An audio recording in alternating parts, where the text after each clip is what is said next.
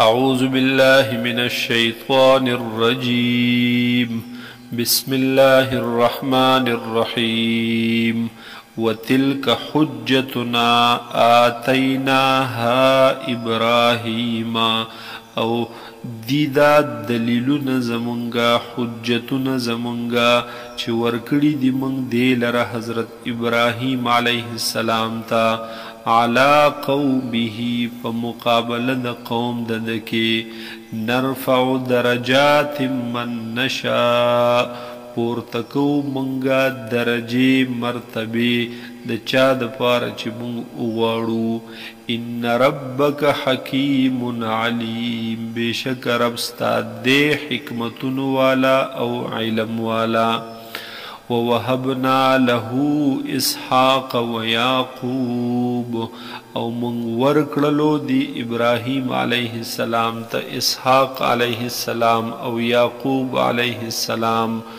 کلن هدینا دی ټول ته هدایت کړو مونږه ونوحا هدینا من قبل او نوح علیه السلام ته هدایت کړو مونږه مخکې ددنا ومن ذریته او د اولاد د ابراهیم علیه السلام نا داود و سلیمان و ایوب و یوسف و موسی و هارون وہ داود علیہ السلام سلیمان علیہ السلام ایوب علیہ السلام یوسف علیہ السلام موسیٰ علیہ السلام او ہارون علیہ السلام وکذالک نجزی المحسنین او ہم دقرنگ من بدلی ورکو نیکی کونکو تا وزكريا ويحيى وعيسى وإلياس او زكريا عليه السلام يحيى عليه السلام عيسى عليه السلام او إلياس عليه السلام كل من الصالحين ودا طول د نیکانو خلقنا داغ کامل نیکانونا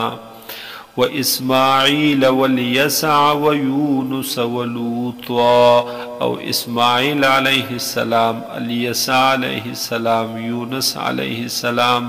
او لوط علیہ السلام وکلا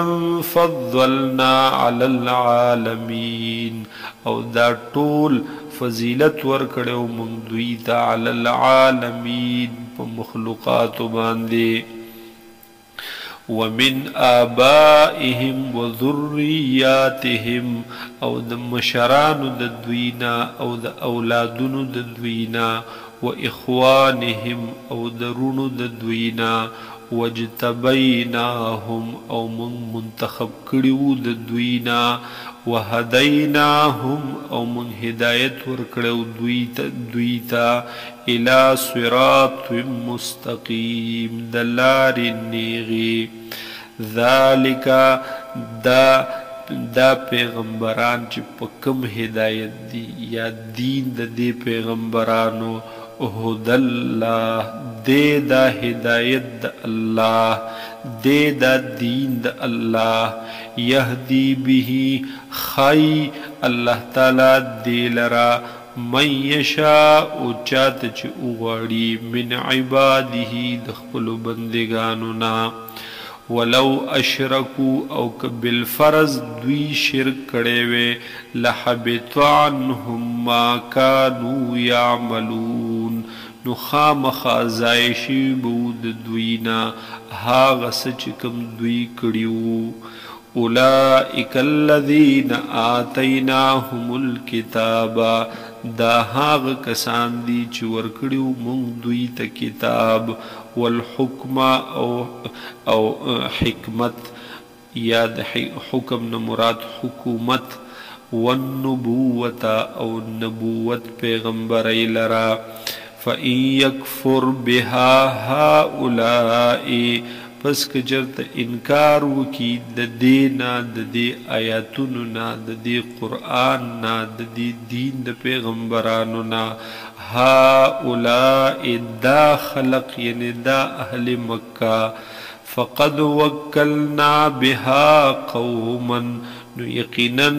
من مقرر کو پا دی باندے یو قوم داسې قوم لیسو بها بکافرین چې نه به وي هغوی د دې نه انکار کوونکي. اولئک الذین هدی الله، دا هغه کسان دي چې هدایت کړی دی دوی ته الله تعالی.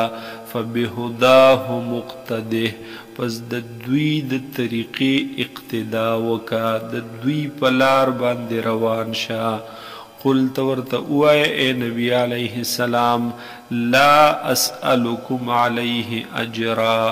زه نه طلب کوم ستاسو نه، زه نه غواړم ستاسو نه علیه په دې تبلیغ د قرآن، په تبلیغ د دین اجرا څه بدله.